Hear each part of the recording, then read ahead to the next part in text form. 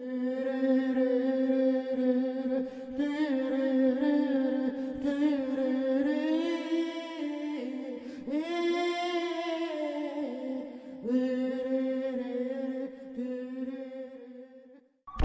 entire generation of girls and young women is being lost to the epidemic of human trafficking.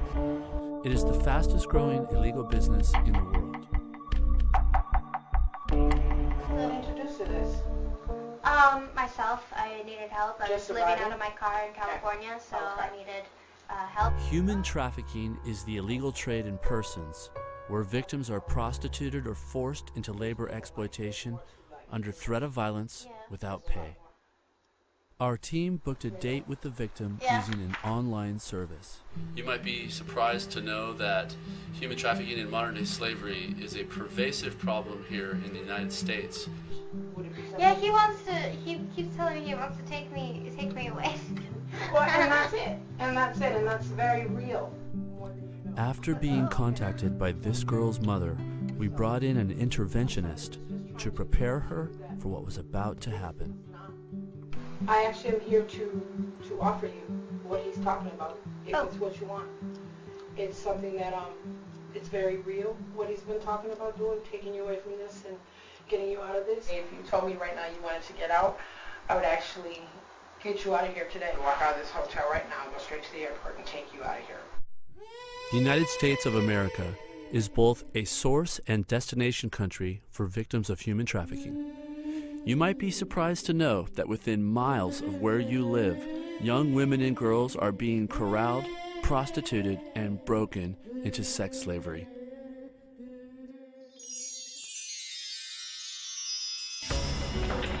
There's a problem with men around the world. Many of them feel entitled to buy sex, and this is fueling the demand for human trafficking victims. Ever since the internet boom, sex trafficking has been growing at an alarming rate. The massage parlors of Asia are teeming with young human trafficking victims.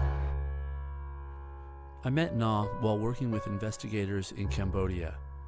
She told me that she was 19, but I could see she was much younger than that. What does she want to do when she grows up?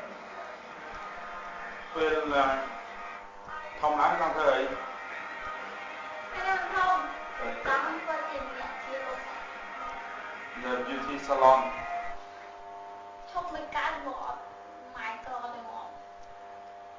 The family is very poor. Did her father send her here? Na's father sold her to human traffickers to cover a $2,000 gambling debt. What? You're so shy. So, I was hoping, Pani, you could ask her, so the massage is $6, yeah? Huh? It's $50 What's $50? for sex.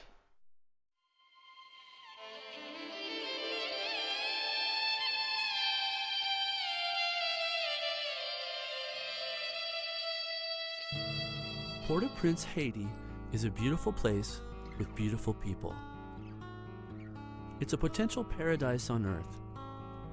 But since the great earthquake of January 2010, Haiti has become the worst human rights disaster in the Western Hemisphere, fueling the demand for cheap labor. So we're getting ready for the SWAT guys to come out of the station. We're going to go on a little ride down to the border of Cité Soleil, which is one of the problem cities here in Haiti.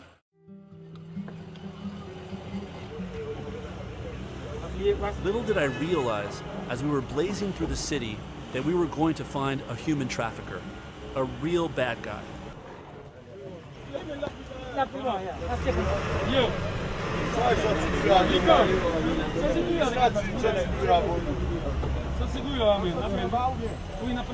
When we first spotted the Bronco, we noticed that he wasn't complying with SWAT instructions, and I could see that he was hiding something in his pants.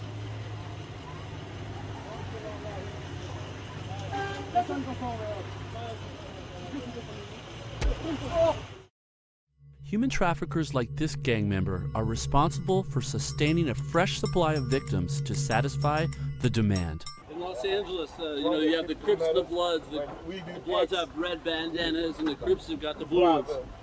Well, here in Cirque du Soleil, this is the gang colors for one of the gangs, and we just took down the rape suspect, dropped him off at the police station in Cirque du Soleil, and he left his colors behind. So it's our little reminder of what those organized crime groups that are operating with impunity out of that region, trafficking girls, raping girls, doing all sorts of terrible stuff. The gang colors.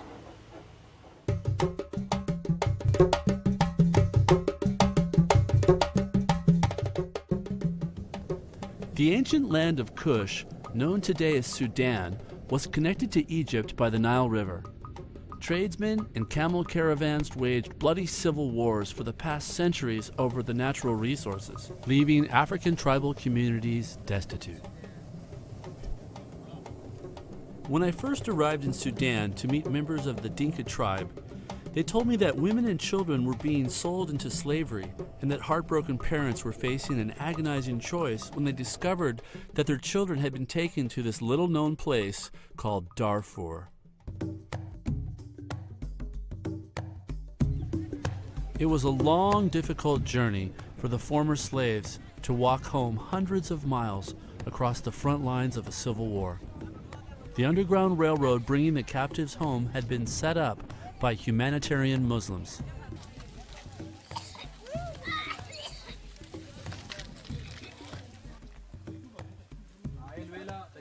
Silence. But I think they're starting to figure out what's happening. Imagine waiting for days to be checked off a list, not knowing if your mother or your father would come for you. In the days that they waited, we interviewed and got to know many of the survivors. Now, it was finally time for the former slaves to be reunited with their families. Thank you very much for waiting for us. What we need to do now is to check the names on the list to make sure the documentation is in good order. And so nobody should be afraid. It's going to be a good day. It's a happy day. And that very soon you'll all be able to go back to your homes. And that's it. This is the children. They are running after to be reunited with their families. And they're very excited.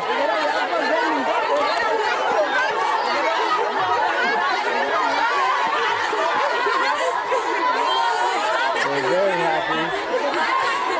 The families are being reunited. These are the children that were just released. There's pandemonium breaking out as they hug each other that they're free. A lot of them have been abused and have suffered many terrible things. And they're very excited. You see joy breaking out everywhere. Today's your day, man. Right? Right.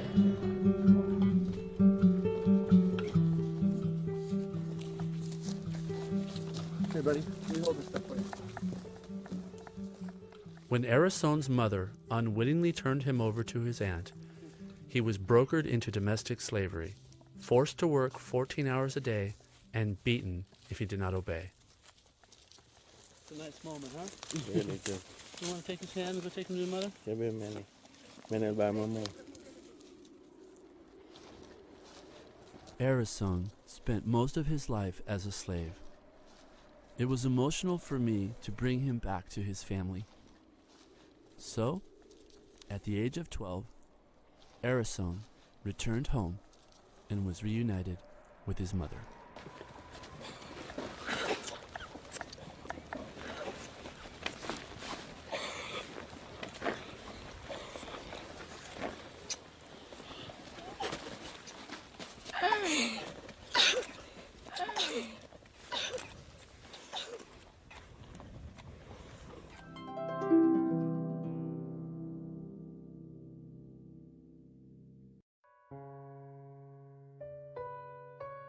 Na acknowledged that she was 13 years old, but because the police accepted the documents stating that she was 19, the matter was referred to an internal affairs investigation.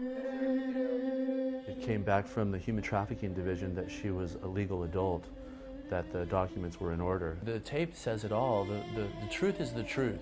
And no matter how hard you take the truth and try to make it something else, it's still the truth.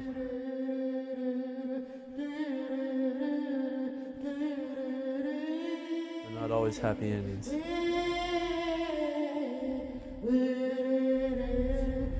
Right in there is our little girl.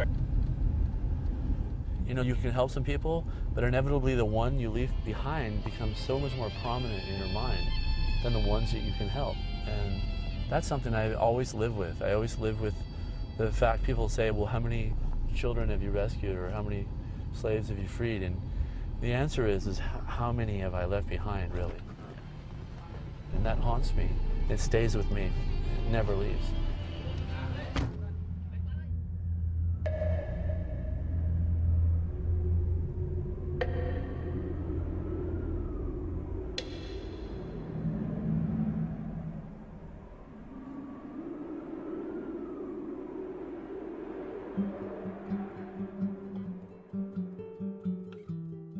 This American girl suffered for 2 years in human trafficking.